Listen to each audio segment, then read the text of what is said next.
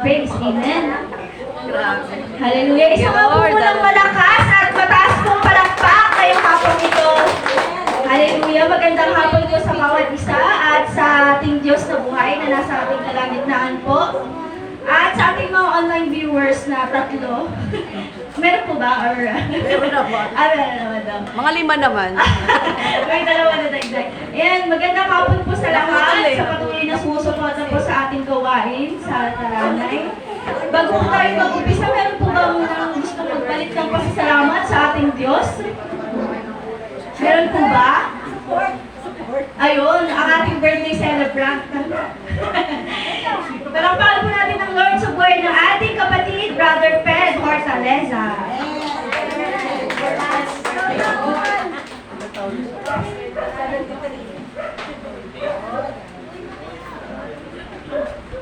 Purihin po ang Panginoon. Pangunahan ko na po yung pasasalamat sa Panginoon. Bagamat kahapon yata birthday din ni Pastor, ako bukas pa. Kaya nagpapasalamat po ako sa Panginoon sa karagdagan ng aking buhay. Dahil 73 years old na po ako ngayon. Kaya salamat po ng marami sa Panginoon. At naroon po yung kalakasan, kagalingan na ibinigay niya sa atin.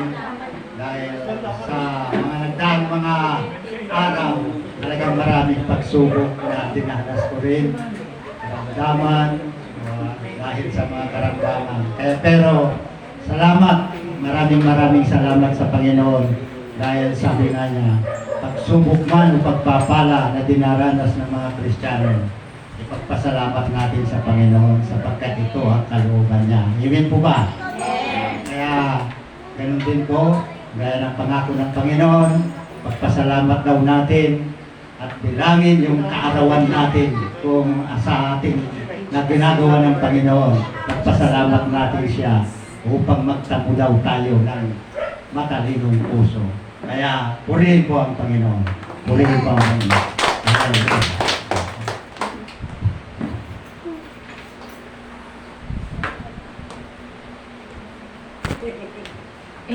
Amen? Meron pa po ba? Sa pastor? Ngayon na ba or mamaya na lang? Mamaya na siya magsalita. Sige po, bukas na daw po, pastor. Ano daw ba na bukas? Hindi, sige po.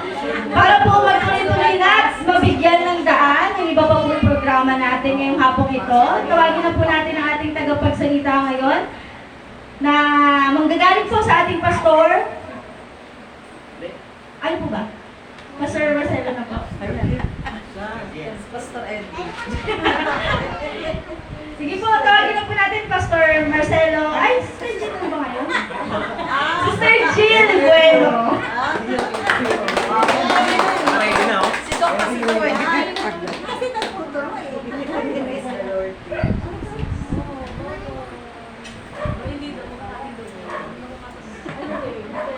Praise God, hallelujah. At purihin ng Panginoon na siya lang po ang makakilos sa oras na ito sapagkat hindi pa po ako ganap na pastora. Ako po ay napag-atangan lamang po. At ibinibigay ko lamang po ang kakayanan ng Panginoon sa buhay ko habang ako ay nabubuhay. Kaya muli, bigyan po muna natin ang mataas na palakpak ang ating Panginoon. Hallelujah. Thank you, Lord. Salamat, Panginoon. At inaanyayahan ko po na tayo ay manalangin. Hallelujah, Jesus. Purihin ka, o dakilang Diyos na makapangyarihan sa lahat. As we step here in the ground of worship, Lord God, tinataas namin sa inyo, Panginoon, aming mga buhay. Patuloy, Lord, inaanyayahan namin ang malayang pagkilos at pangunguna ng iyong banal na Espiritu na kung saan, Panginoon, ang iyong mga buhay na salita, ang aming pag-aaralan. Nais namin, Panginoon, maranasan, Panginoon, ang iyong katuwiran, ang iyong pagtutuwid, ang iyong pagbabago sa aming mga buhay. Walang ibang Diyos na makapangyarihan na nakilala namin, Panginoon, mula noon hanggang ngayon.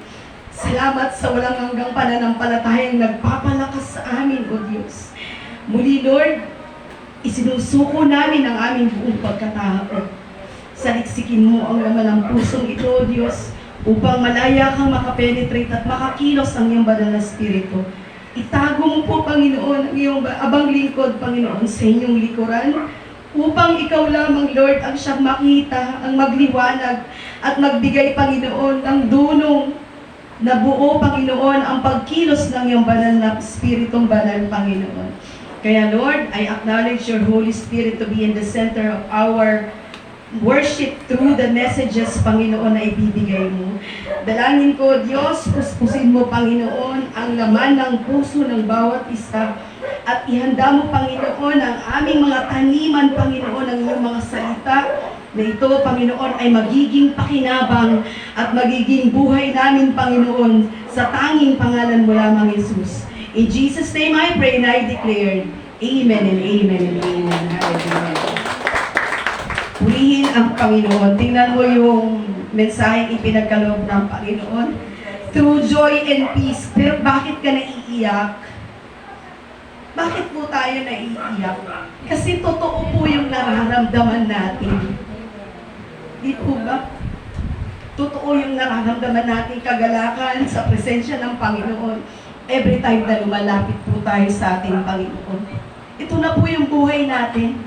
We live to worship God, di po ba? Yun bilang isang anak ng Panginoon. Kaya nakakaiyak na makita mo ang sarili mo sa dambana ng Panginoon na ginagamit yung buhay mo. Bagamat di tayo karapat-dapat dahil sa sukdulang biyaya, kagaya ng inawit natin. Kasi kung sa standard po tayo ng tao, hindi po tayo pasado. Sobrang taas po ng standard ng tao. Kumpara sa standard ng Diyos, ano lang po yung tinitingnan ng Panginoon? Yung katotohanan ng puso po natin. Kaya sinong hindi magagalak sa sinasabi dito, tunay na kagalakan at kapayapaan? Di po ba? Lahat tayong pumapasok sa bahay-sambahan ng Panginoon, nakakadama po ng kagalakan. Kanina sa ating pag-aawitan, dama na po natin yan. Bagamat nagkakaroon kami kanina ng technicalities, biglang nawala po ang internet connection. Pero dahil sa panalangin, nagre-review ako in Jesus' name. Talagang gumagawa kasi ang kaaway kapag alam niyang napupuspos ng mga anak niya ang bahay-sambahan na pinagkakaisahan na nagpupuri ng may katotohanan ng bawat isa. Kaya salamat sa Panginoon. Palakpakan po natin ang ating Diyos. Hallelujah! Lord, ikaw lang ang naitataas sa aming mga buhay. Maraming pong salamat. Ihanda mo, Panginoon, ang aming mga puso. Minsan pa po natin, ito po yung topic na ibinigay ng ating Panginoon. Alam niyo po, kahapon pa lang, sa Women's Ministry, kasama itong naibigay po nating teksto na ito, na ating pag-aaralan, na isama po to as supporting verse nung nag-exhort po kahapon ni Sister Honey. Diba? Tungkol din po yun sa kagalakan at kapayapaan. Kasi kapag meron tayong pinagdadaanan, tinatapos po ito ng kagalakan at kapayapaan kapag ibinibigay po natin to sa ating Panginoon. Tama po ba? Amen! Kaya talagang panghahawakan po natin itong verse, buksan po natin ang ating Biblia sa Romans 15:13. Ang sabi po dito, May the God of hope fill you with all joy and peace as you trust in Him, so that you may overflow with hope by the power of the Holy Spirit. Hindi po dyan sinabing by the power of yourself. Sinabi po dyan by the power of the Holy Spirit. At yung pag-asa, kapag ito po ang nawala sa tao, ano na po ang mangyayari? Lalo na sa panahon po natin ngayon, nawala na halos kapag pag-asa. Even yung mga kabataan na pag-asa ng bayan, nakikita po natin kung gaano kasakit yung impact na ito ba yung pinag-aral ko? Ito ba yung binuhay kong anak? Ito yung ginawa niya sa loob ng school? dahil lang sa hindi niya matanggap na salita. Di po ba? Ngayon nagtatalo-talo ang media. May mga messages doon, may mga comment doon. Na saan ba nagkulang? Bakit may ganong tendency na nagkaroon ng ganong klaseng anak? Sabi sa pamilya, sabi yun nga, dahil nga po ngayon ay very na po tayo sa very open na po sa social media and everything, na mga gadgets.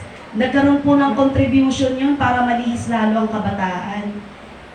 Despite the fact na pumapasok pa siya, ito pa, nasa Christian school pa siya, nasa private pa siya, di po ba? Parang ngayon ma-identify mo na parang hindi siya nag-aaral sa private, parang hindi siya nag-aaral sa Christian school. Di ba? Pero yung kapayapaan na hinihingi natin at ang kagalakan na mabuhay tayo ng normal, ito po yung nilalapit natin sa Panginoon. Kaya nga sabi dito, may the God of hope. Ang Diyos lang ang makapagbibigay daw po sa atin ng pag-asa, sapagkat puspusin nawa kayo ng Diyos na siyang bukal ng pag-asa, at nawa ay pagkalooban niya kayo ng kagalakan at kapayapaan sa pamamagitan ng inyong pananampalataya. Paano kung wala po tayong pananampalataya? Ito po yung tinanim ng Diyos sa atin sa pamamagitan po ng ating mga magulang. Karamihan po dito ng ating mga elders, ng mga nanay at tatay, sila po ang nagtatanim sa atin ng pananampalataya. Bakit? Anak, mag-church tayo ngayon.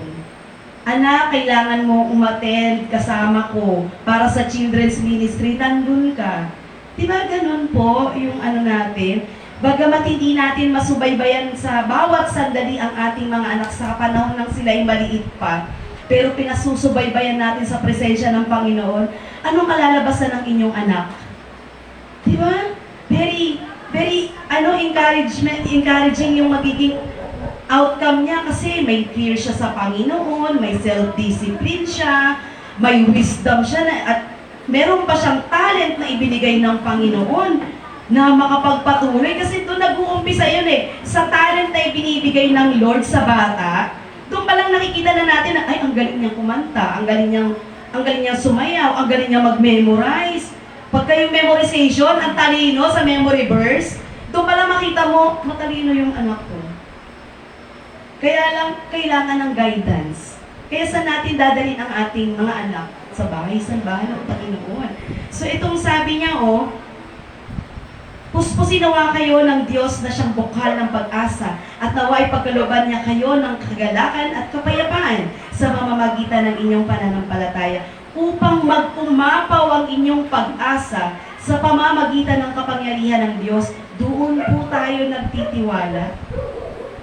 Habang nag-uumapaw daw po ang ating pag-asa, buhat po yun sa Panginoon, hindi po buhat yan sa natatamasa natin. Paano po ba natin, ito yung tema po natin paano natin nadarama ang tunay na kagalakan at kapayapaan? Kapag marami pong laman ng wallet natin, kapag puno po ng grocery ang ating pong pantry, kapag maraming tayong savings account, kapag very higher position ang na-attain natin or meron tayo, doon lang po ba tayo magiging masaya? Hindi po ba? Yung mga kasiyahan yun ay temporary. Anytime pwede kang tanggalin or i-terminate ng boss mo. Di ba? Anytime pwedeng magkaroon ng pagbabawas ng tao sa pinagmamalaki mong mataas or malaking korporasyon. Di po ba? So, ibig sabihin, temporary po lahat yun. Hindi magiging totoo kasi ang topic po dito ay true joy and peace. Temporary lang po yun, lahat ng mga makakamit mong ganun. Pero kapag nasa Panginoon po pala tayo, meron o wala, meron tayong true joy and peace. Amen? At lahat po tayo yan, na-test po natin sa buhay natin yan. Talagang ang Diyos hindi siya nagkulang, hindi po siya naging sinungaling sa kanyang mga ini-offer sa atin, simula nang tinanggap natin ang ating Panginoon. Ano lang po ba tayo nun? Sa harapan ng Diyos, bago tayo magsimula, dito talagang nakita ko dito yung mga elders nakapagpatapos ng mga estudyante nila. Pero nung dumating po kami dito, masyado po tong isolated area pa dati. Probinsya pa to, puro mga tanim-tanim at ang mga bata, masayang nagtatakbuhan dyan sa mga may puno-puno. Masaya na sila nun. Pero ngayon ang bata, pag inagawan mo ng gadget, ang bangis, parang laging mainitin ang ulo. Laging galit. Hindi po ba? Very different sa kabataan before. Masaya na yung naglalaro, nakakalabas ka ng bahay. Masaya ka na nun eh. Pero ngayon, dati kami, lagi kami nakukurot ng mama ko sa singit eh. Kasi pag tumatakas kami ng tanghaling tapat kasi oras ng tulog, yun ang kagalakan ng bata eh. Pero normal yun.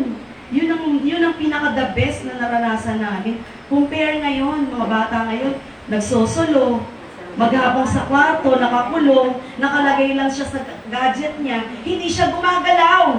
Mata lang yung gumagalaw niya. Pati pagkain niya, hindi niya na magalaw, kahit na nasa harapan na niya. Sa laro ng laro. Diba? Iba na yung nararamdaman natin. Pag nakita ng magulang yun, meron po kayong joy, tsaka peace. Nag-aalala po tayo, hindi po ba? Yun ang kabaliktaran po ng damdamin ng isang kagalakan at kapayapaan. Pag unstable na po ito, so gaya po dito sa ating introduction, sa spiritual daw po na kaparaanan ng Diyos, dito natin sa Kanya matatanggap ang tunay na kagalakan at kapayapaan. Sa pamamagitan ng inyong pananampalataya, upang mag-umapaw ang inyong pag-asa sa pamamagitan ng kapangyarihan ng Espiritu ng Diyos.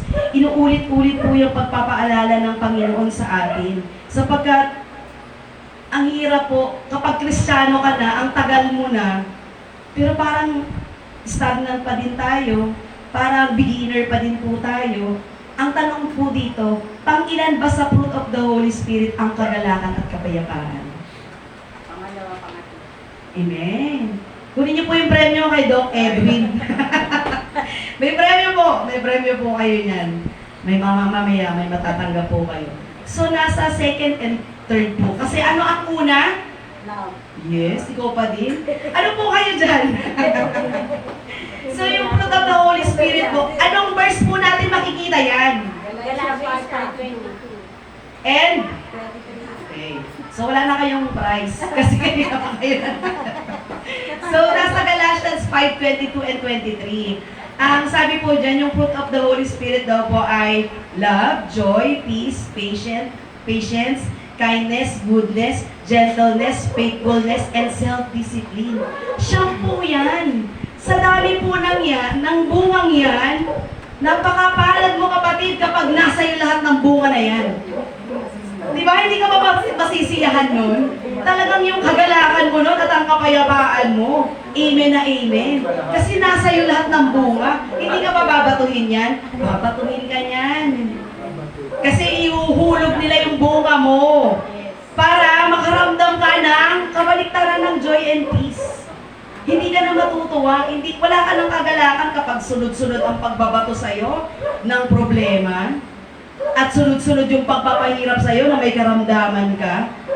Anong mararamdaman nyo? May kagalakan ka pa ba nun? May kapayapaan ka? Di ba dun po tayo na bumabagsak, kalimitan?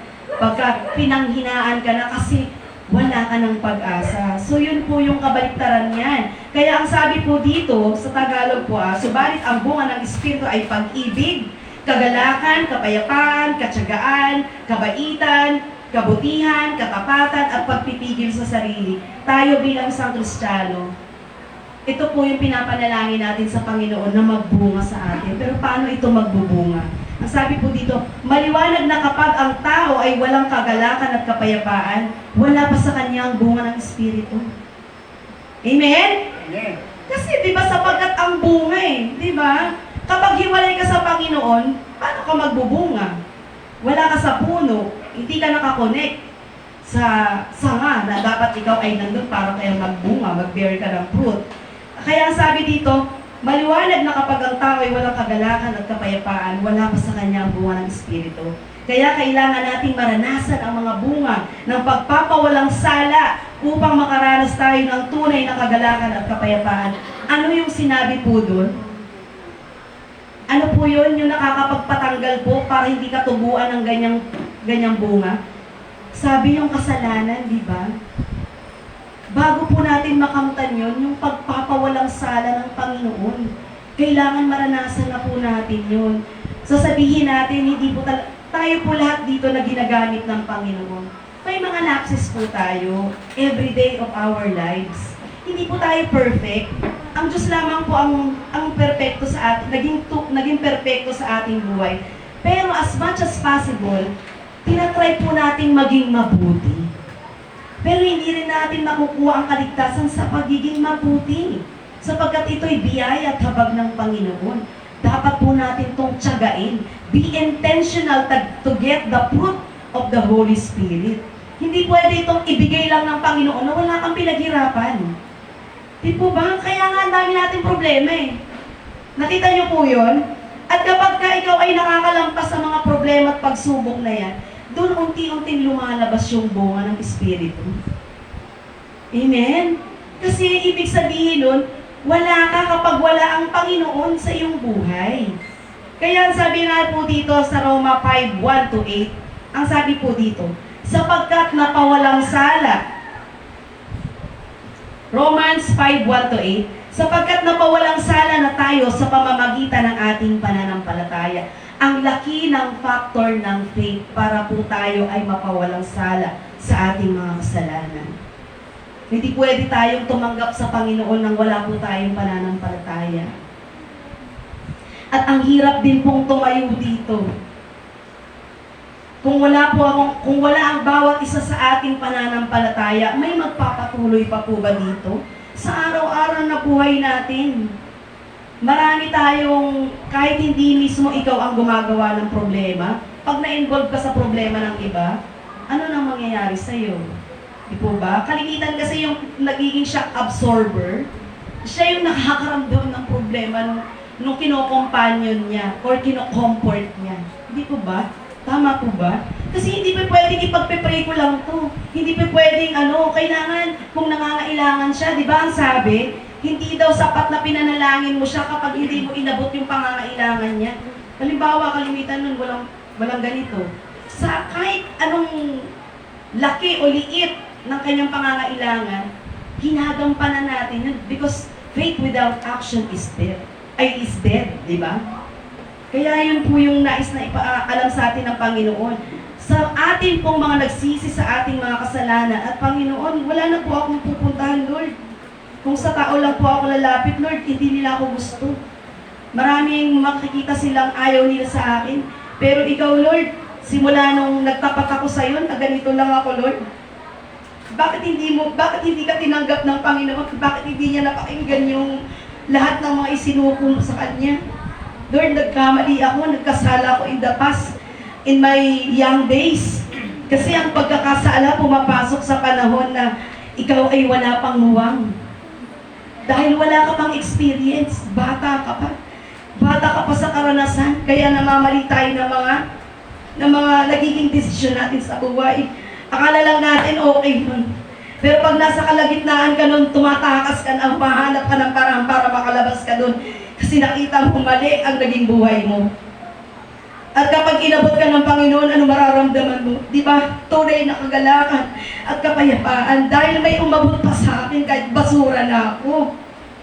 Kahit wala na dapat ako. Di ba? Yung mga nag-aagaw buhay, na ang hininga nila ay nilalaban na lamang sa pamamagitan ng panalangin. Pero nung inabot siya ng Panginoon, tinugtungan pa yung buhay niya. Hindi ka ba matutuwa? Hindi mo ba mararamdaman yung tunay na kagalakan at kapayapaan na ngayon ay malakas ka na ulit?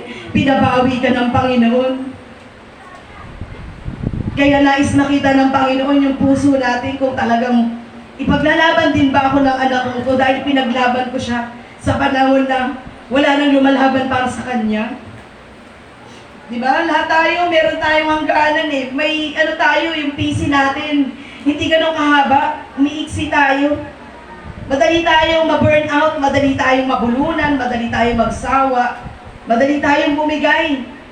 Kasi yung emosyon, andito pa rin tayo sa laman. Hindi kagaya ng Panginoon. Lagi nating sinasabi, di ba? Ano ba yung pag-ibig ng Panginoon? Unconditional. Lagi nating sinasabing ganun. Diyos lang talaga yung makapagbibigay sa atin ng tunay na pagmamahal. Kahit sabihin mo yung karelasyon mo ngayon, Pag nag-away kayo niyan maya-maya, di ba? Kala mo parang, end of the world na. Pero pag nagbati uli kayo, ang sarap uli ng pakiramdam mo. Di ba? Andun pa rin yung joy and peace na hinihingi mo sa Panginoon. Dahil andun yung pag-asa at ang pagmamahal niya. Sa pamamagitan daw po ng pagsampalataya kay Jesucristo, tinamasa natin ang kagandahang loob ng Diyos. At tayo'y nagagalak dahil sa pag-asang tayo'y nakakabahagi sa kanyang kaluwalhatian. Paano kung hindi tayo nakabahagi sa kaluwalhatian ng Panginoon? Wala po tayo dito ngayon. Marahil kung saan lang po natin makikita yung buhay natin ngayon. Ang laki kaya nga po, ito po yung tatandaan natin. Comparison is a poison. Kung i-compare po natin ang ating sarili, i-compare po natin ang ating sarili simula noon hanggang ngayon, sa ating sarili lang po. Kasi ipapakita ng Panginoon kung gaano ang kanyang katapatan na napakalaki ng ginawa ng pagbabago ng Diyos mula sa buhay mo noon at saka sa buhay mo ngayon. Kaya po tayo nalalason dahil na i-compare po natin ang ating sarili sa ibang tao. Hindi po yun ang kalooban ng Panginoon. Mahihirapan po tayong habulin kung ano ang meron sa taong yun. At anytime, pwede kang bumigay. Kasi hindi mo na kayang habulin yun. Tingnan niyo po yung nangyayari po sa ating bansang Pilipinas. Dahil po sa napakarami ng pangangailangan nila. What will profit a man if he loses if he gains the whole world but loses his own soul? Sabi sa Mateo 24:13. Kung yun po yung tamang or 26:13. Correct me if I wrong. So 26:13, 16. Okay, 16:26. What will profit a man if he gains the whole world but loses his own soul? Hindi pa rin siya masaya. Hindi pa rin siya sapat yung nararamdaman niyang joy at kapayapaan. Sa totoo nga lang po ngayon, nagkakagulo sila Di ba? Wala silang kapayapaan at wala na rin silang kagalakan.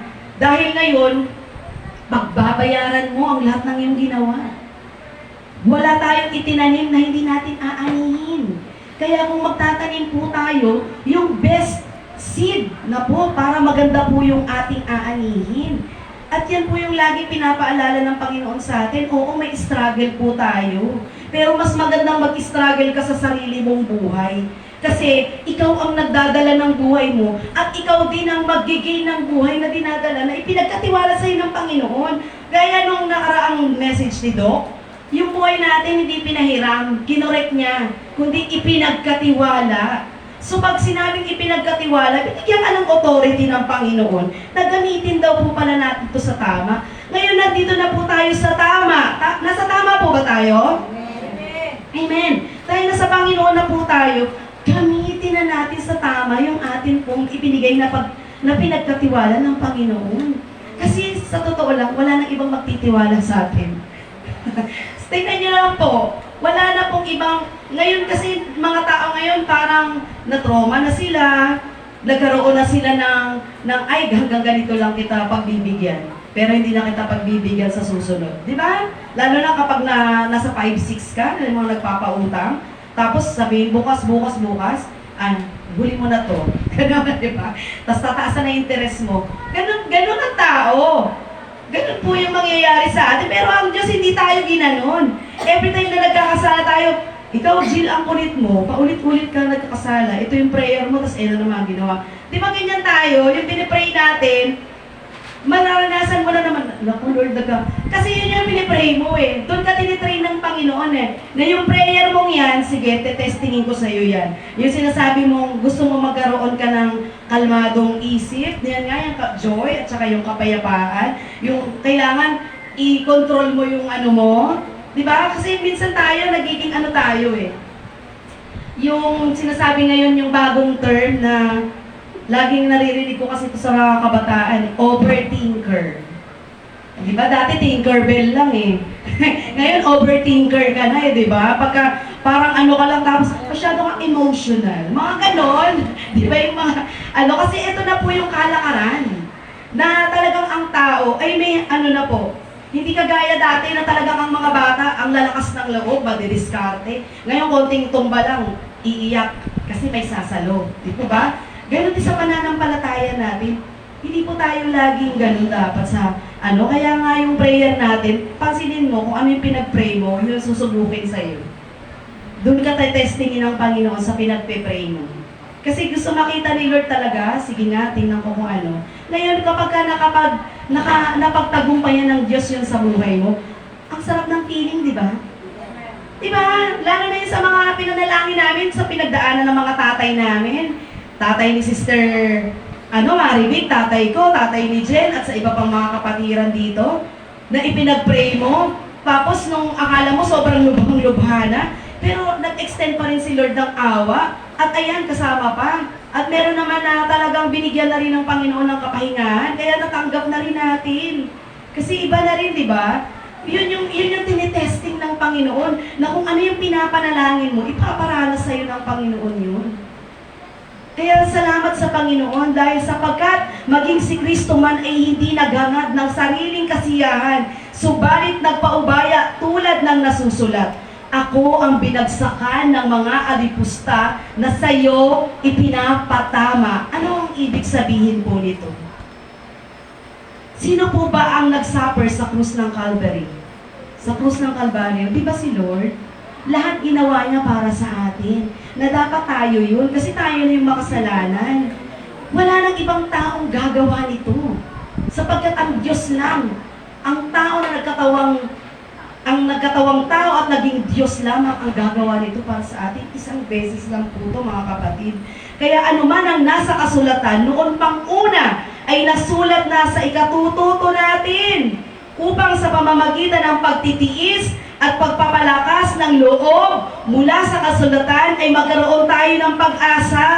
Minsan dito po tayo sumusuko Wala tayong patience, yung pagtitiis. Gusto natin yung masarap lang na buhay. Gusto natin yung very convenient lang, very comfortable. Pero si Lord never siyang naging gano'n nung nandito siya sa lupa. Wala nga siyang bahay. Nakakakain lang siya pag may umaimbita sa kanya sa mga piyesta. Sa pinaka naging masayang niya doon, yung yung sa unang paghihimala ng Panginoon sa kasalan, di po ba? Doon siya naimbitahan. Yun na yung magarbo. At ang isa pang huli, yung Last Supper, pinangain ka na. Pero merong Judas, di ba? Ipinahamak siya, kaya po siya ay napako sa krus ng Kalbaryo. Kaya po ito ay talagang, sabi niya dito, sa pamamagitan ng pagtitiis at sa pagpapalakas ng loob mula sa kasulatan, ay nagkaroon tayo ng pag-asa. Tingnan mo yung kabutihan ng Panginoon. Wala na siya dito sa lupa, pero tayo ay nakakapamuhay pa ng isang buhay na ganap at kasiyasiya sa mga mananampalataya.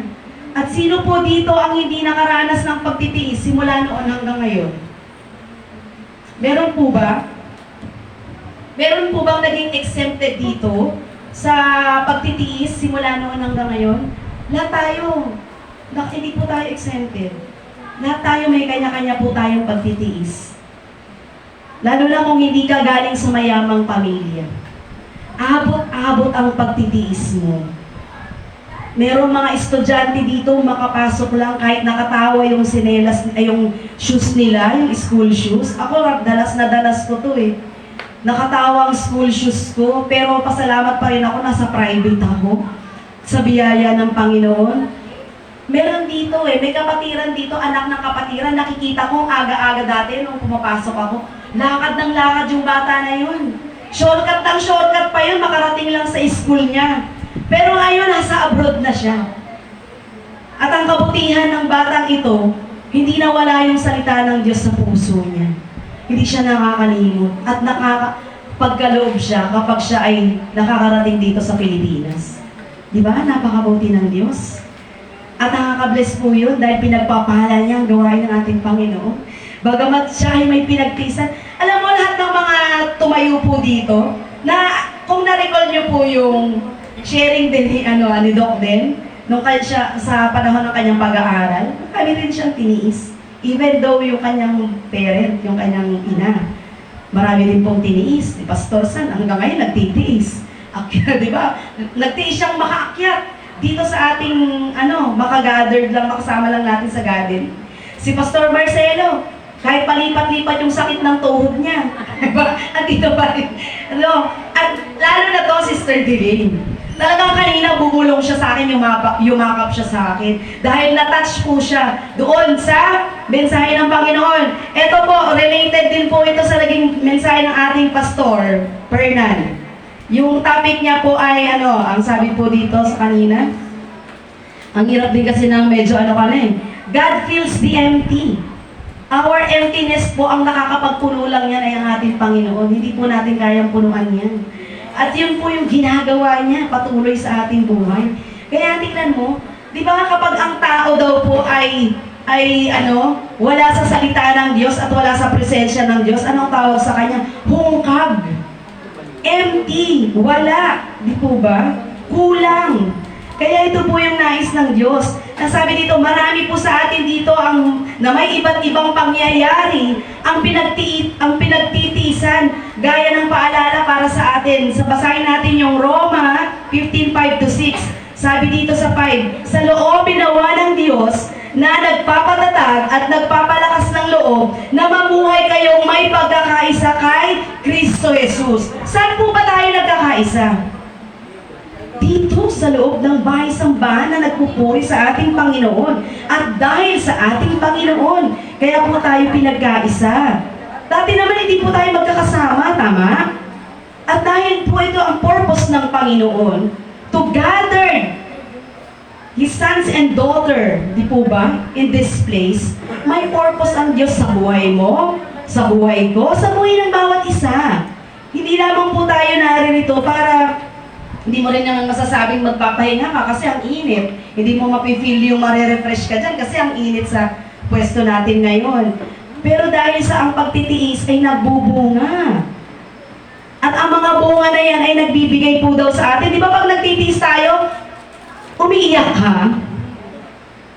Di ba? Minsan sa sobrang hindi mo na kaya ang tinitiis mo, para lang maibigay mo yung suporta mo sa pamilya mo, ang aga-aga, araw-araw ng buhay mo, pagising mo sa umaga, papasok ka, uuwi ka, gabi na. Tapos, gaya ni Romel, magluluto pa. Magluluto pa siya ng pagkain namin minsan. Kasi siya na rin yung namamalengke. Di ba? Gusto niya nang mag-give up. Ganon. Di ba? Tapos, meron time na talagang kahit sino naman sa atin dito, pagdating ng Lunes, ang bigat ng katawan mo Kagaya ngayon, saya-saya mo ngayon, Sunday, pero pag naisip mo, ay Monday na naman bukas, sana walang pasok. Pero hindi, meron ang responsibilidad. Ganun ang nais ng Panginoon. At dapat unahin natin daw ang ating pong relasyon sa ating Panginoon. At sabi niya, sa gayon, sama-sama kayong magpuri sa Diyos at Ama nating Panginoong Jesucristo. Yun po yung ginawa natin kanina.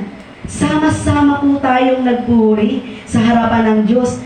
Nasa pitch ka man, o out of tune ka man, pero nagpuri ka Imposibleng hindi marinig ng Panginoon yun, yung ginawa mo, na pagpupuri sa Panginoon, kahit magkasaliwas yung paa mo, nagpuri ako At yun ay ginawa mo buhat sa iyong puso. At gaya ng ating ginagawa sa mga oras na ito, dahil sa ating pagmamahal, at sinumpaang tungkulin sa ating Panginoon, dito may nabibless akong kapatiran dito na narinig ko sa kanya yung sinumpaang tungkulin. Ito po kasi yung dapat hindi natin makalimutan. Simula nang nakilala natin ang ating Panginoon, nakatatak na po yan dito at dito. Yung sinumpaang tungkulin. Kasi kapag wala ka pong sinumpaang tungkulin, maaari wala ka na naman ngayon. Or maaari may iba kang mas importante para sa iyong inuna. Diba? Hindi si Lord yung first priority. Kaya ang sabi dito sa Hebreo 10:25, muli, ulit-ulitin po natin to. Gaya ng kasama sa mensahe ni Pastor Marcelo ng aming Bible study kang Sister Lina. Ano po ang sabi dito? Huwag nating kaligtaan ang pagdalo sa ating mga pagtitipon, Brother Ped. Hindi po ba? Gaya ng nakasanayan ng iba. Sa halip, palakasin natin ang loob ng isa't isa. Lalo na ngayong nakikita nating malapit na ang araw ng Panginoon. Ang tanong, Kailan pa po sinulat yan sa Biblia? Hindi pa po tayo existing. Pero ngayon, nangyayari pa rin po yan ngayon. Kaya tingnan niyo yung paalala ng Diyos, napaka-powerful ng Lord, di po ba? Very powerful ang Word of God. Kasi hindi niya yan sinabi lang kahapon. Matagal ng panahon, di pa tayo nag-i-exist. Huwag nating kaliligtaan ang pagdalos sa ating mga pagtitipon. Gaya ng nakasanayan ng iba. Bakit yung iba nakasanayan naman pala? Po ba? Nakasanayan. Kaya nga niya nasabing, kailangan kong gampanan. Pupunta ako dahil meron akong tungkulin. Ano yan? Meron akong, ano yung sabi niya? Yung pangako, sinumpaang tungkulin. Di ba? Nakakaano na sa tagal-tagal ko, parang doon lang ako na ano na, ito lang yung narinig kong merong ganun. Kaya sabi ko, iba rin yung calling sa kanya ng Panginoon marahil. At God bless you kapatid, kapag yan talaga yung pinag-ukulan mo ng pansin. At sabi dito, sa presensya ng Diyos natin nararanasan ang tunay na kagalahan at kapayapaan. Wala pong pumasok dito sa ating bahay-sambahan na walang naging matinding pinagdaanan. Amen? Lahat po tayo dito ang tawag sa atin.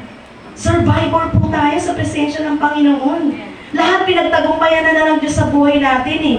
Ito na lang ang gagampanan natin. Yung wag daw po natin kaligtaan, yung pagdalo sa ating pagtitipon. Kasi ginawa na ng Lord ang lahat. Given na. Kaya nga meron dito, pag nananalangin, ang bilis sagutin ng Panginoon eh. Kasi ang very close na ng relationship niya sa Lord. Di mo ba? Kasi kapag hindi close ang relationship mo, yung panalangin mo, hinihimay pa yan ng Panginoon. Kasi hindi pa nakikita ng Lord na, ay hindi kakayanin ng anak ko ito kapag ibigay ko agad to sa kanya. It's either mananatili siya o mawawala siya. Yun po yun eh. Yun po yung ano niyan, yung consequences po niyan. Kaya ang Lord, marunong pong magbalanse sa ating buhay. Kapag nakita niya na ang anak niya, ay, hindi nawawala ng pag-asa to, hintay pa rin to lang hintay. Sige, titingnan ko pa din kung hanggang kailan siya maghihintay. Tsaka ako ibibigay ito sa kanya. At kapag ibinigay na sa'yo, ano mararamdaman mo? Joy and peace. Kagalakan at kapayapaan na hindi kayang bayaran sa'yo ng mali-malitang pera. Kasi ngayon, ma-audit ka na. Di ba? Matetrace ka na kapag isa ka sa tumanggap ng maleta.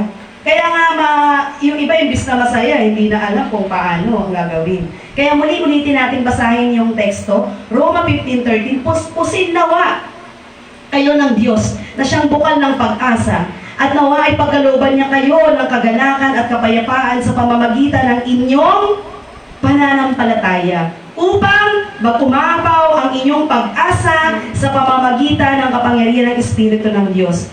Ngayon ang tanong, kasi dati sinasabi, umaalis ba yung banal na Espiritu? Oh, amen. Buti na lang, alam niya yung ating doktrina. Hindi po ito lumalayo. Nagiging matamlay lang po siya. Kapag na-overpower po siya ng kasalanan na ginagawa po natin.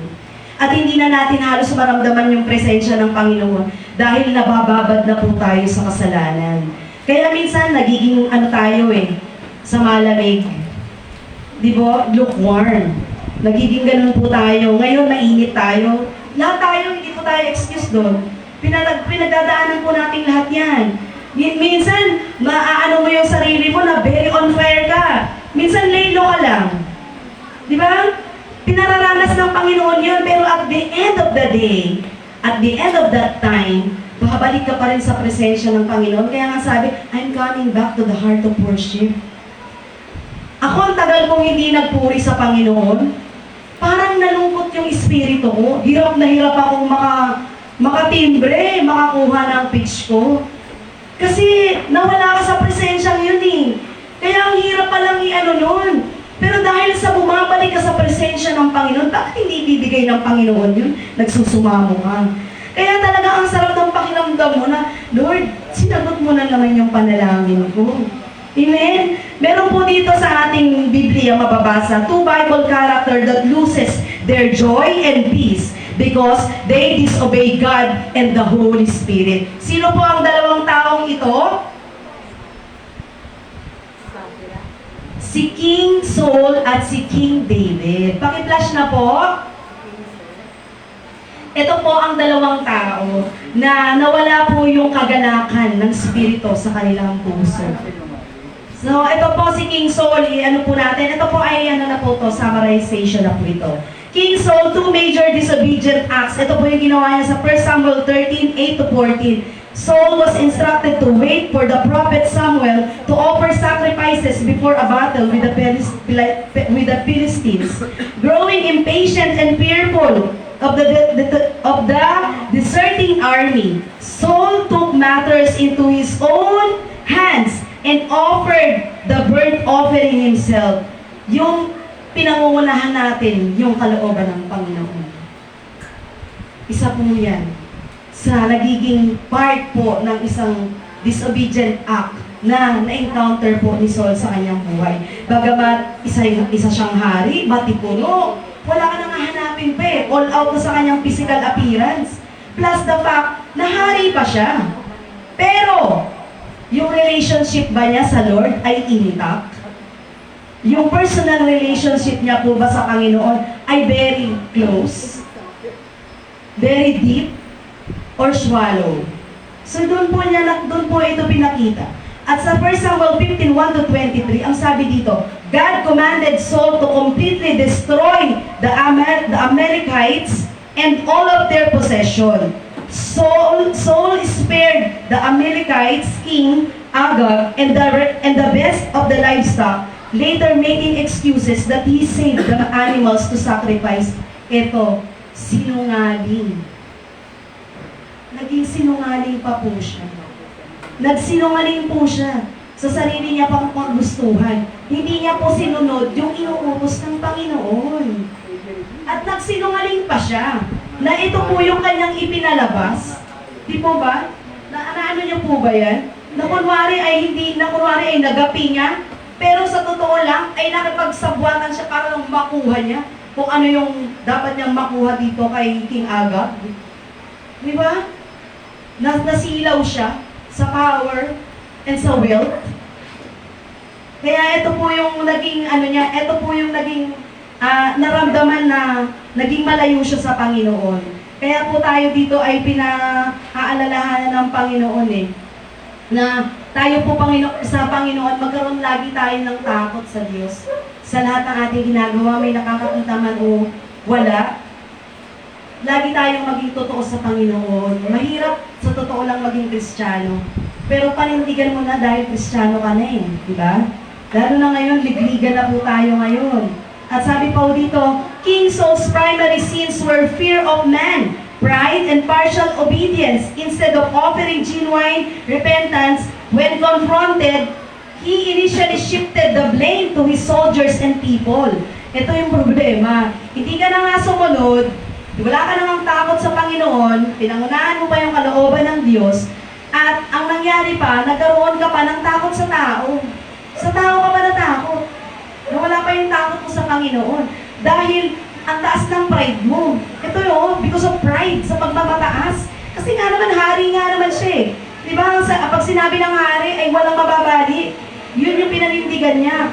Tapos yung pagsunod niya sa Panginoon, partial lang, hindi full. Kung ano lang yung gusto niyang sundin sa Panginoon. Nalilitan tayo ganun Kung ano lang yung parang easiest way na sundin natin, yung parang kaya lang natin gawin, doon lang po yung ginagawa natin. Pero ang gusto pala ng Panginoon, yung pinakamahirap na sundin pala yung dapat nating sundin at gawin sa harapan ng Panginoon. At yung kanyang pong, since nababad siya sa kasalanan ng mga nakumit niya pong yun, dapat ang ginawa niya ay nag-repent. Pero hindi po siya nag-repent sa Panginoon. At yan po ang malaking kaibahan niya kay King David.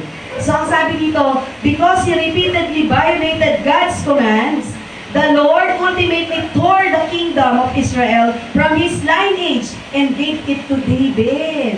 Kaya po napunta kay King David ang pamamahala ng Israel bilang hari, kapalit ni King Saul. At ang sabi pa po dito, God directed, because of his disobedience, he was rejected by God. He was rejected by God while David rise.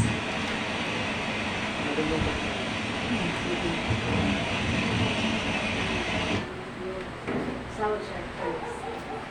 So yun po, nireject po siya ng ating Panginoon dahil po doon sa mga instances na nakumit po niya. At ang nangyari pa po ay si Samuel, alam niyo yung Panginoon, meron siyang advance sa atin na pangungusap. Hindi po ba? Meron siyang, alam niyo yun, yung instinct na kapag nananalangin ka sa Panginoon, bago mo pa pala pinapanalangin yan, ay may ginagawa na ang Panginoon. At ang aanin mo lang ay isisik mo at i-open mo kung ano yung execution ng Panginoon para natin maunawaan na, ay Lord, ito pala yung gusto mong gawin sa buhay ko. Ito pala yung kayang-kaya mong gawin.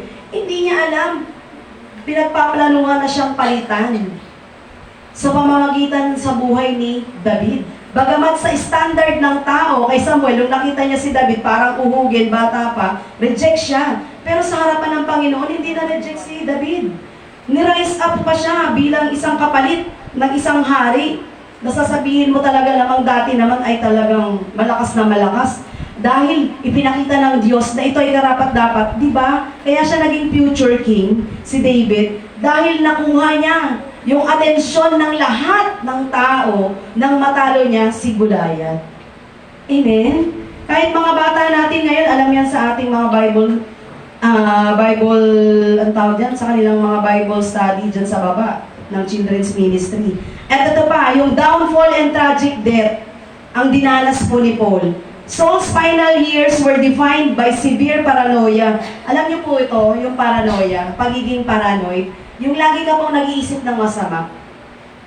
Ito po yung tinatanggal sa atin ng Panginoon. Kasi kapag ito po ang pumasok sa ating isip, ito ang magiging buhay mo. Hindi po tayo makakapagpatuloy sa Panginoon kasi lagi tayong perfectionist, lagi tayong may against, lagi tayong may mga nakikitang negative, lagi tayong maraming mapupuna. Kasi yung pagiging paranoid, ay parang feeling mo, ay parang may masamang binabalak ko sa akin ay parang mayroong ibang sinasabi ko sa akin. Ganyan yung naging damdamin niya kay King David. Kaya nga tinitira niya ng palaso si David Pero ano pa rin ang ginawa ni David? Dahil sa meron siyang joy and peace sa kanyang puso, pinapalayas niya yung bad spirit na nasa katauhan ni King Saul sa pamamagitan ng pag-worship. Di ba yung ano yung tawag doon dati? May tawag dyan yung ginaganon? Heart, di ba? Kapag nag-worship na si David, lumalayas ang bad spirit. Kaya doon pa lang, una pa lang nakasulat na. Meron nang itinuro ang Panginoon sa atin na kapag alam mo pinaglalaroan ka ni Satanas at inuuna ang iyong isip, papunta sa iyong puso, mag-worship ka, kapatid. Bumalik ka. I'm coming back to the heart of worship. Nagkukulang lang tayo ng pag-worship sa Lord. Kaya ang paningin natin ay ginagamit ni Satanas para tayo rin yung mismong masakin niya. Walang ibang mawasak sa atin, kundi tayo din.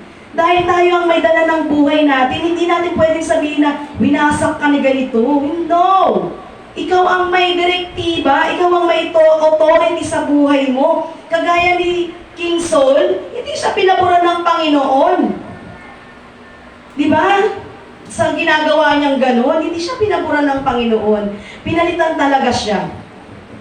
At ito ang sabi dito, ang pagbagsak ni Haring Saul ay bunga ng kanyang espiritual at moral na panghihina na nag-ugat sa kayabangan. Itong sinasabi natin dito. At pagsuway at hindi pinagsisihang inggit. Ayun nandito sa downfall po niya. Hindi po ito, ang ibig sabihin, hindi po ito inimbento. Nakasulat po ito dito. Yung inggit talaga, ito talaga yung nagiging sanhi ng ating minsan pagkabagsak sa pamamagitan ng mga nakikita ng ating mata. At dito tayo kinokontrol ng Panginoon. Pasalamat tayo, kapatid, dahil may kontrol ang Panginoon sa ating buhay. At yun ang sabi dito, ang trahedya ay umabot sa sukdulan. At kung saan siya ay malubhang nasugatan ng mga kaaway na namamana sa takot na mabiyag at apihin, siya ay nagpakamatay bilang resulta ng pagtitiwala sa sarili kaysa sa Diyos. Nakita niyo po yun? At ito yung part naman na nakakalungkot na nangyari. Siya ang kumitil na sa sarili niyang buhay. At sabi po dito sa number 2 naman patungkol kay King David, King David wrote the sound after the prophet Nathan confronted him about his adultery with Bathsheba and the murder of his husband. David's hidden sin had taken a severe emotional and spiritual toll on him. Si David naman po, ang kanyang naging kahinaan po ay kaya po siya nakakomit ng adultery. So yun po yun. At meron pa po siyang isa pang kasalanan. Murder. Pinapatay niya po si Urias, ang asawa ni Bathsheba. So, nagkaroon din po ng pagpipigati ang banal na espiritu sa kanyang buhay. Nawala rin po yung joy and peace kasi pumasok ang kasalanan. Dahil nga ito yung sinasabing David's hidden sin had taken a severe emotional and spiritual toll on him. Kanino bumalik yung epekto sa ginawa niya? Kay King David pa rin. Kasi siya yung nagkaroon ng pagkakasala. At ang sabi niya dito, kaya po niya nasulat itong Psalm 51:12. Restore to me the joy of your salvation and grant me a willing spirit to sustain me. Wala siyang ibang gagawin kundi bumalik pa rin sa Panginoon. Ang sabi dito, ang galak na dulot ng iyong pagliligtas, ibalik at ako po'y gawin mong tapat. Di ba? Kapag sinungaling, ito yung pinapaayos sa atin eh. Hindi lang talaga tayo dito. May mga tendency na kakakumit pa rin tayo ng ganito. Pero paulit-ulit tong pinaalala ng Panginoon sa atin. Kaya pasalamat po tayo. Awit 51:10, isang pusong tapat sa aking likhain. Bigyan mo, O Diyos, ng bagong damdamin. Sa iyong harapan, huwag mo akong alisin. Iyong banal na espiritu, huwag alisin sa akin. So, sa 10 sa English version, maiksi lang, create in me a clean heart, O God, and renew a right spirit within me. Yan ang sabi ng Panginoon. At ang sabi dito, habang si David daw po sa kwentong ito ay muling nanalangin.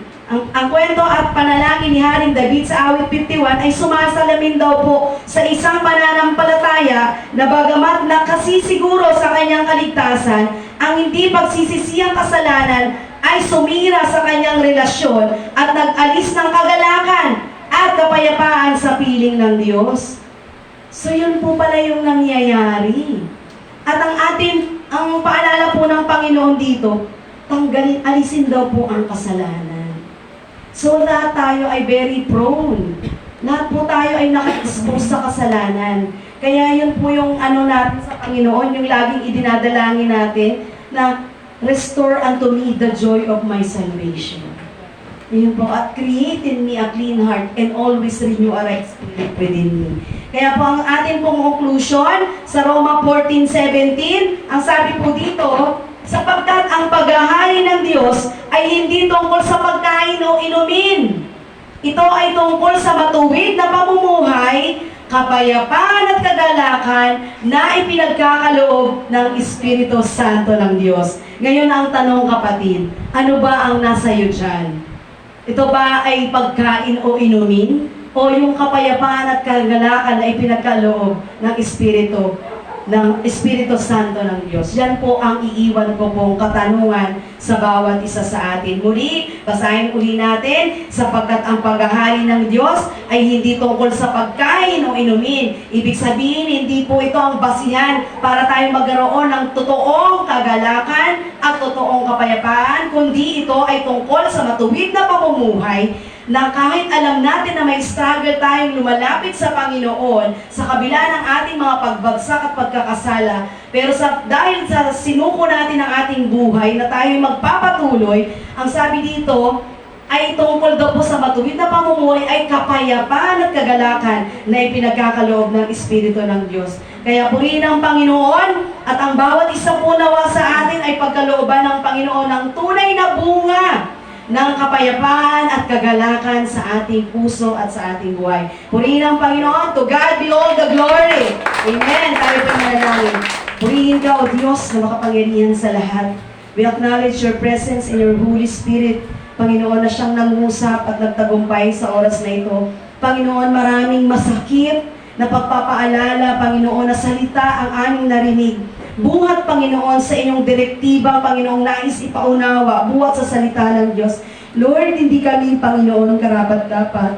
Panginoon, nagpapasalamat kami dahil bagamat hindi kami karapat-dapat, Lord, ay inari mo kaming mga anak. At sa oras na ito, Lord, ano man ang mga katayuan at kalagayan ng bawat mga kapatiran na narito sa loob ng aming bahay-sambahan, panalangin namin, O Diyos, bigyan mo kami ng pagkakaisa. Bigyan mo kami ng sama-sama at isang espiritu, Panginoon, na ikaw lamang, O Diyos, ang itatanghal at itataas namin, Panginoon, sa aming mga buhay. Habang kami, Panginoon, ay pinagkakaluban mo pa, Panginoon, ng hininga, ng lakas at ng buhay na nagmumula sa inyo. Kaya Lord, alagaan mo, Panginoon, ang espiritu na ipinagkaloob mo sa bawat isa sa amin. Huwag mo kaming pababayaan, O Diyos, at patuloy mong palakasin ang aming relasyon sa inyo. Mula noon hanggang ngayon, sa iyo ang pinakamataas na papuri. In Jesus' name we pray and we declare, hallelujah! Amen and amen. To God be all the glory.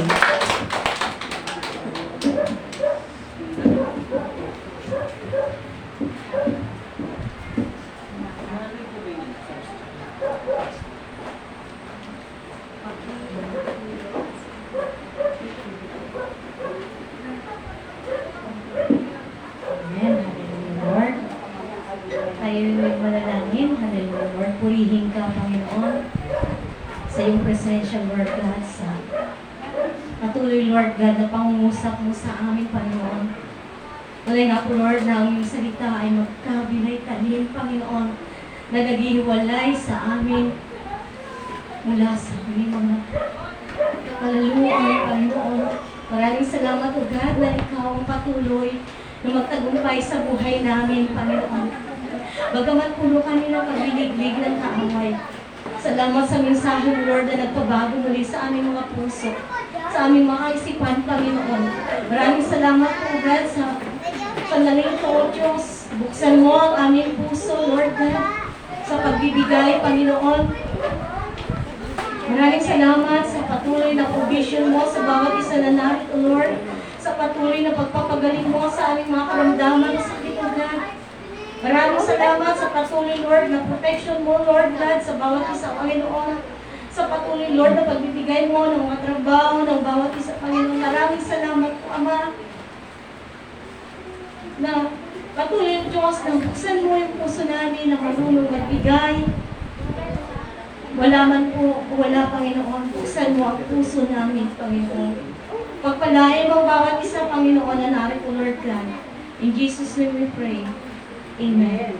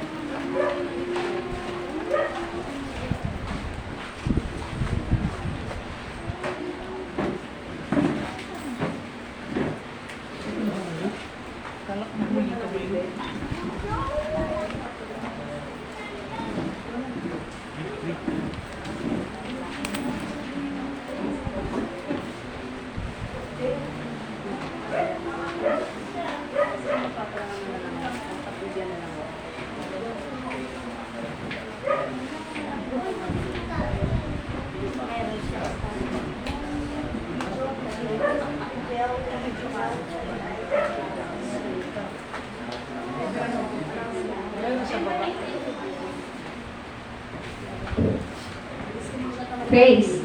Amen. Isa nga po muling malakas na palakpak po para sa ating Panginoon. Salamat, Sister Jill, sa iyong mensahe. At kaya naman po, darako na po tayo sa ating mga announcement. Nasa cellphone ko ba?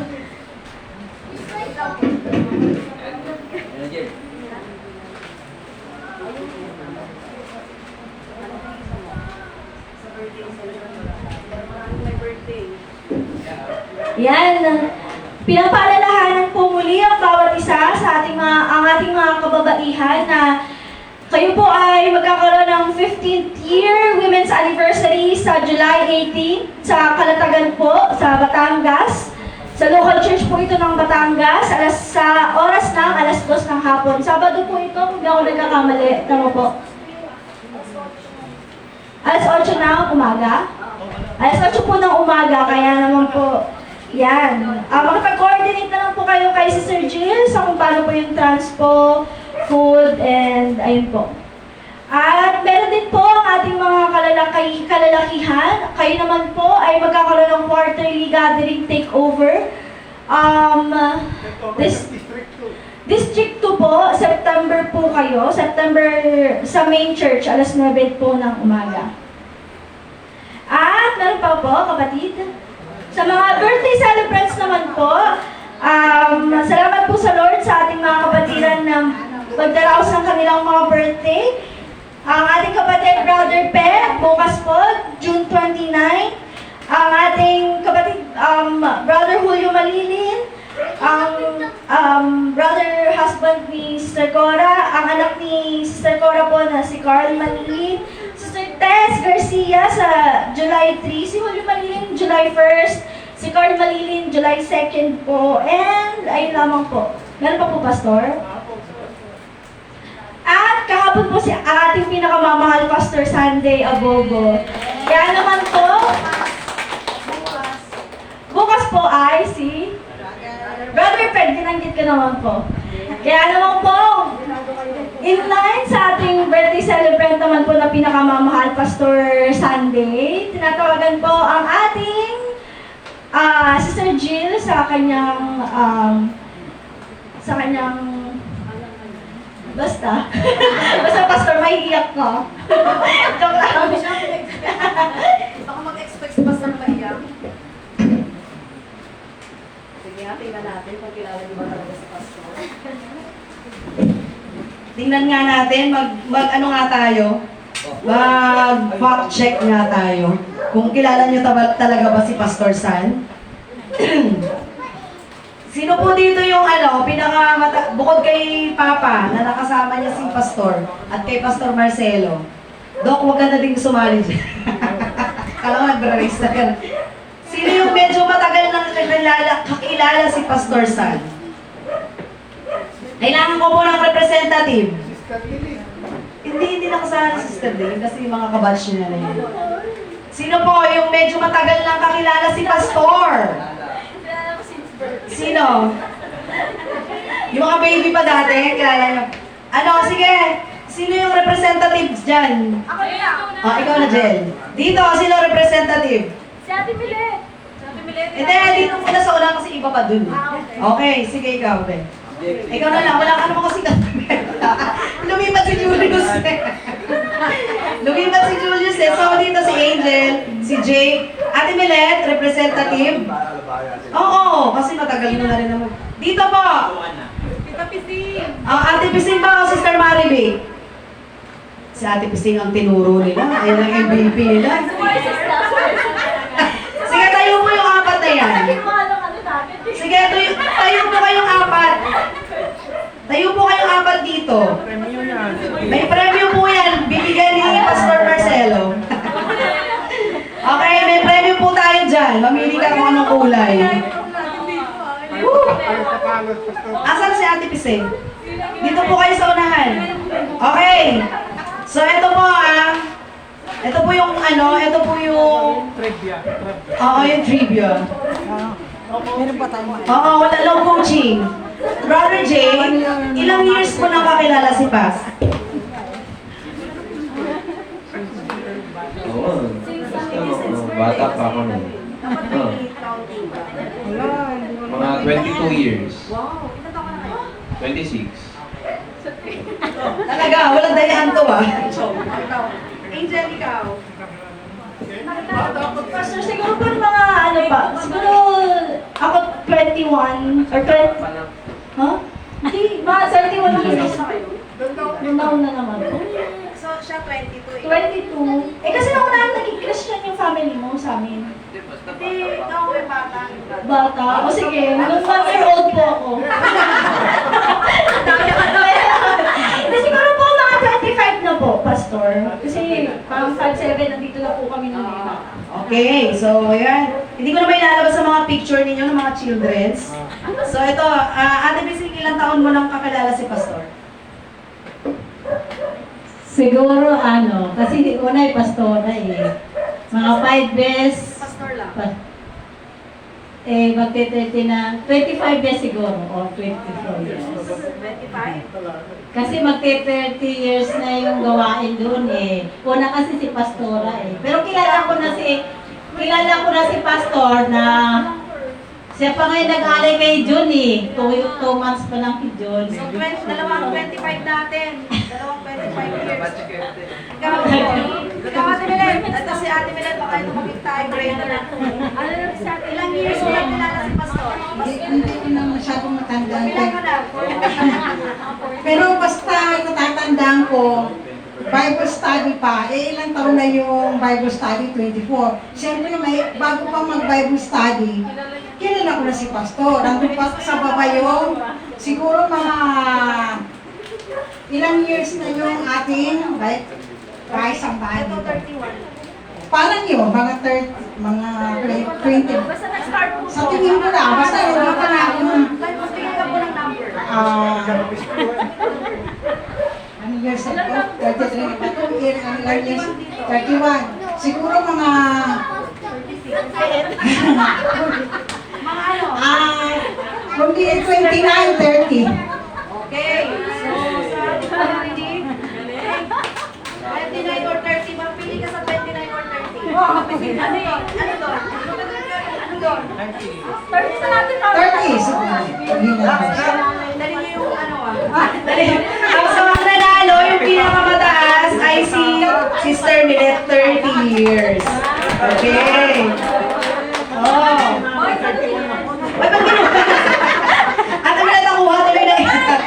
So, yun po. And then next. Si Tok talaga, babawiin ko sa'yo yan eh. Okay, next. Ito naman po. Yung mga classmate naman ni Pastor, syempre, yung kailangan ko dito sa unahan. Sister Diling, please come forward. Ito, bagets na bagets pa, tingnan mo, naka-rubber shoes pa, di ba? With the matching, ano pa yan? May shawl pa. Okay po, sino pa ba ang... Si Pastor Marcelo, si Papa. Hindi ko alam dito kay Papa, baka bukas pa tayo nanalo. Ay, manalo matapos. Papa, si Papa. Spell apple. Spell apple. Spelling yan pa ah. Okay. So, ito po yung dalawang matagal. Pa, dito ka. Dito kayo. Hindi ko na kayo pahihirapan ng mga tanong-tanong kasi syempre, magbabato-bato pick kayo ngayon. Sige, bato-bato pick. First to make 3. Marunong ka pa? Alam mo yung bato-bato pick? Sige nga, sige, sample nga pa. Bato pick. Wow! Ano pa? Next ulit. Bato, sige pa. Bato, pick. Alam pa nila ha. So maganda kasi itong exercise para sa kanila. So since dalawa sakto, buti dalawa lang kayo. Okay, first to make 3, ibig sabihin, unang makatatlong panalo, siya po ang may premyo. Okay, okay guys, sabay-sabay tayo. Bato, pick. Already, bato, pick. Bato, pick.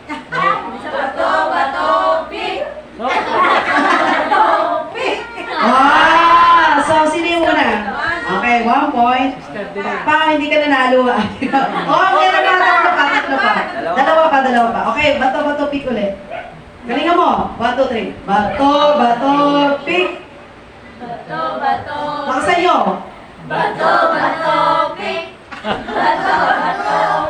Parang ano tayo? Mga paito. Sige pa. Ang galing ni Papa yan. Okay. Yes, 1-1. All 1. Isa pa. Kasi 1-1 pa eh. Okay, 1, 2, 3. Ay. Sabay po muna. Dito ka pa muna. So, 2, 1. Okay, isa pa. Game. Bato. Pick. Okay. Sister Diling, isa na lang. Final. Bali naging, ano sila, tuto. O All through. Okay, eto ang final round. 1, 2, 3. Bato, bato, bato. Sige, ulit. Ah! Talo! So, ano ka na dito, Sister Niling? Meron ka dito 1,000. Dito 1,000. Yes. So, babalikan natin 5,000. Papa, hindi, Sister Niling, meron po siya. Aba, naka-1,500 ka pa. Naka-150 pa si Papa talaga naman. So, yun po. Ngayon, ang tanong naman po natin. Wala na po itong premyo. Kailangan po, si Pastor naman ay magsalita po. Dahil siya po yung ating birthday celebrant. Dito ka na lang, Pas. Dito na lang. Uuwi na lang natin si Pastor dyan. Kahit marinig lang natin. Ay, ano kaya Kasi because it's your birthday, Kakanta ka pa. Kakanta. uwi mo siya dyan. Kung kakanta, magpahig ako. Para magsi-uwi na daw tayo. Sige po. Okay. Yes, ma'am. Ano Sabi ni gagawin po Pastor natin? San, Bato-bato, pick.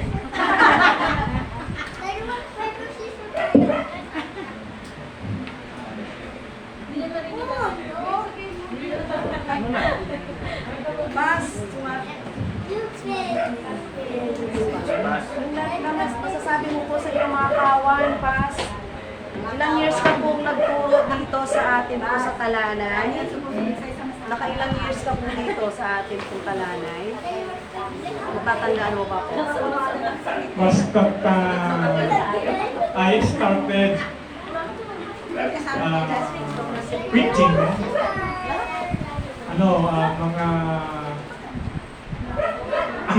I started preaching mga teka, baka kayo magkamali eh.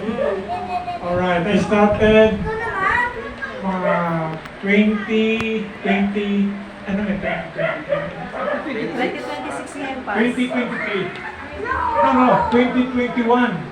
21, nag-start ako. 2001, yes.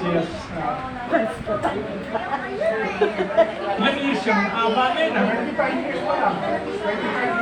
Tama yun, 25 years. 25 years ako nag-started. Nag-quit kasi ako ng pagpapastor last year lang.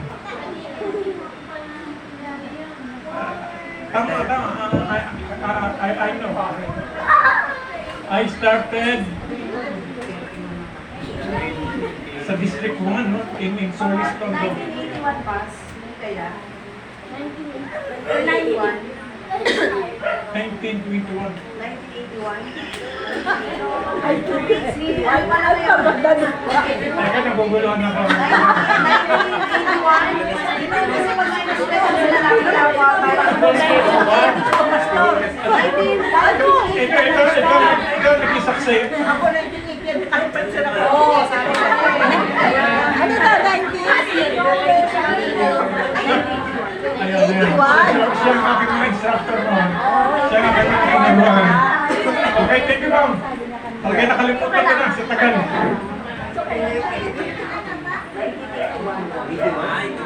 That's correct.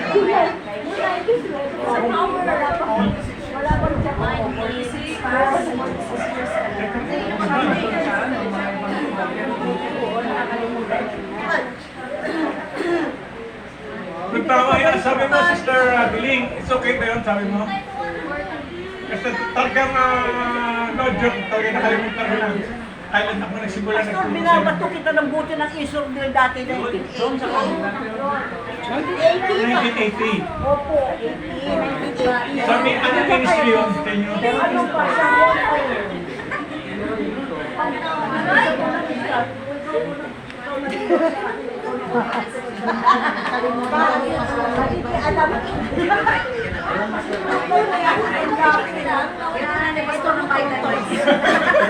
Alamat!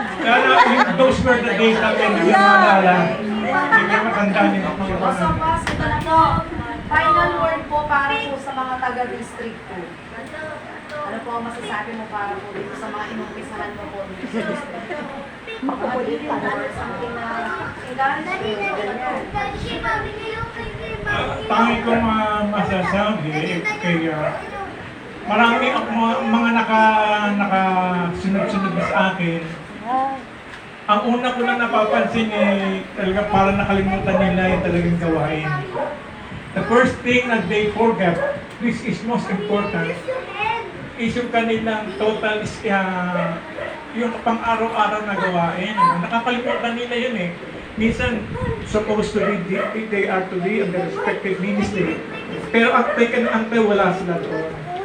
Mag-chinek mo kung nasaan sila in other areas. Which is something yan, but it hurts my heart.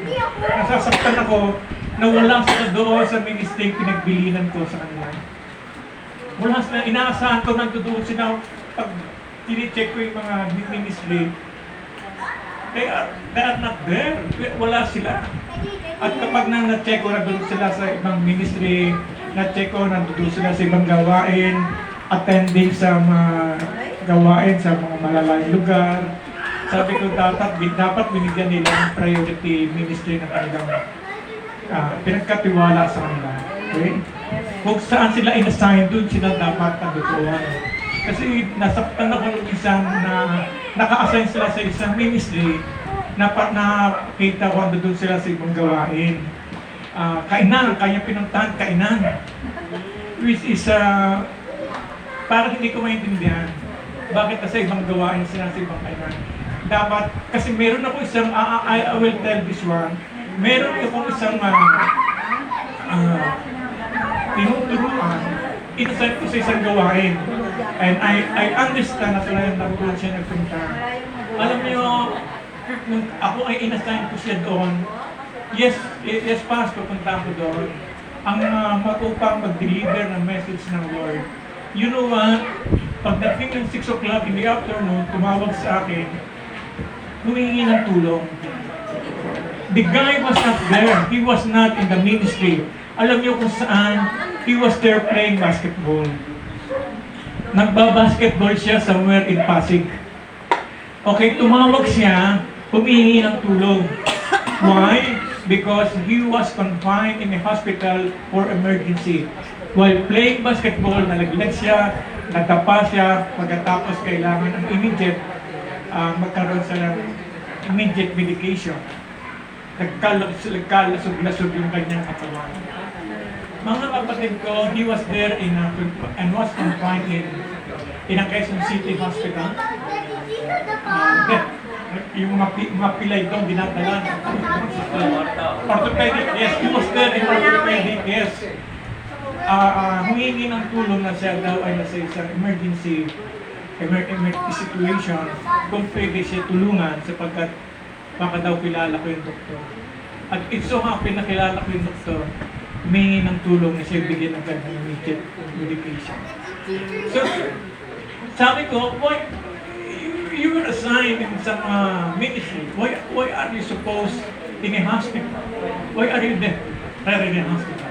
Hindi daw napigilan. Talagang hindi niya maiwasan na maglaro ng basketball. Kasi ayun po ang aking kinaiiwasan kung saan kayo naka-assign. Stay put ka doon, huwag kang gagawa, huwag kang pupunta kung saan at baka may mangyari hindi maganda. Okay, hindi natin alam eh. In the Bible said, baka may mangyaring masama sa iyo. Baka may mangyaring masama sa iyo. Doon ka pumunta sa isang lugar sapagkat kung hindi ka dumating sa isang lugar na inassign sa iyo, dala mo yung pagkain, dala mo yung kaldero pagkain ang dala mo at pakakainin mo yung mga nandoon. Para sila makakakain kung wala ka. Yun po ang akin philosophy. That is why masama ang loob ko kapag yung inassign ko doon, tinignan ko hindi pala siya nakarating at kung siya sa lugar nakarating. At nalaman ko doon siya sa ibang lugar nakarating. That hurts me. Kasi ini-expect ko na inalagaan niya yung ministry na pagkakatiwala sa kanya. The fact is, inassign mo siya doon, pinagkatiwala mo sa kanya, minsan nasa malayong lugar, hindi mo alam, hindi ko na lang sinasabi sa kanya, sinabi sa amin head. Ayaw ko na kasi talagang hindi ko maiwasan. Bakit ang dugo sila? Pastor, sabi ko sa inyo, kahit ikaw nang bahala. Basta the thing is, inaka-assign siya sa lugar na yun, hindi siya ron nakarating. At tanungin nyo na lamang ang mga ibang tao na inassign ninyo, doon siya makapagbigay ng katotohanan kung nasaan siya. That's why, yung sa aking masamang loob ko, bakit doon siya sa ibang lugar nakapunta, sumapalang hindi siya doon naka-assign. Ayun po ang aking, yung aking pinasasama ng loob. Nagpalit kami ng lugar. Dapat sana pinagkatiwala sa yung lugar niya. Pangalagaan mo yung ministry niya. Kaya minsan, tinatanong ko yung mga nakatira doon Sister, dumating ba si Pastor? Sister, dumating pa si Carlo. It hurts me kapag hindi nalaman ko, hindi nakarating. At nalaman ko sa ibang pasidaan ko. It hurts me really. It talaga direct sa mga pero what can I do? No? Andiyan na, tapos na yun. But the thing is, hindi maganda para sa akin kapag ikaw ay naka-assign sa isang lugar at hindi mo pinuntahan at nalaman ko sa ibang lugar ka pala mo. That's lang. Okay, what we'll do? Punta tayo ngayon. Happy birthday to you. Happy birthday to you. Happy birthday, happy birthday, happy birthday to you.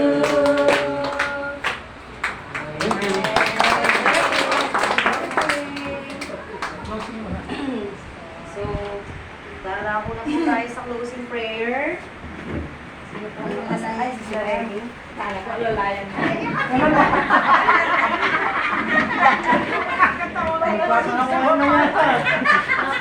Paalalay din no?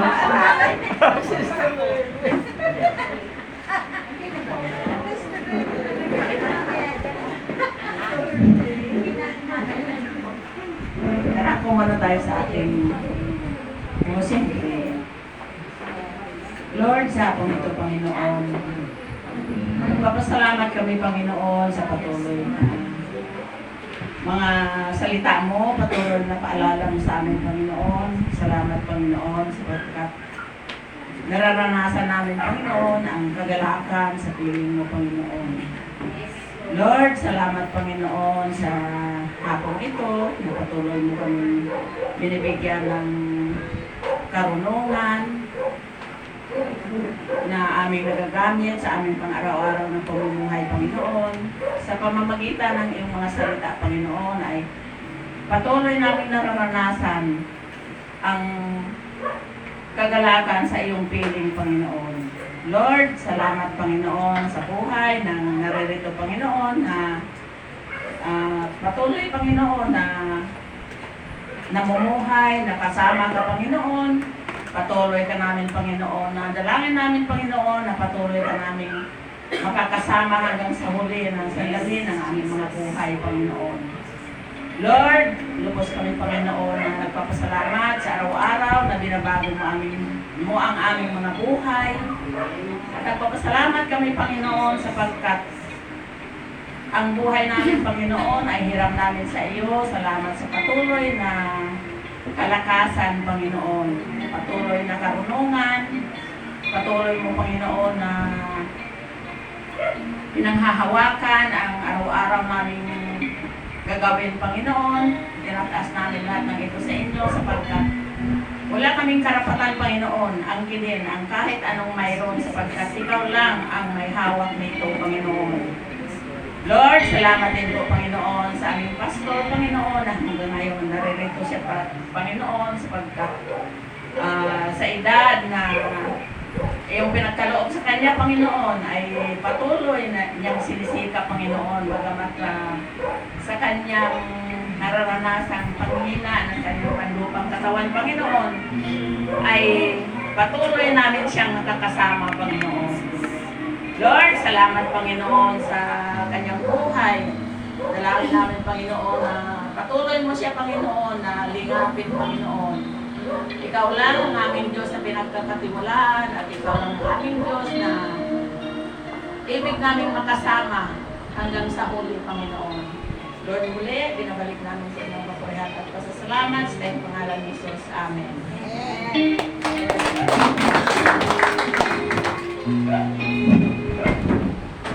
Okay, yung mga nagbe-birthday, paki-flash lang, sama natin sa prayer. To God be the glory.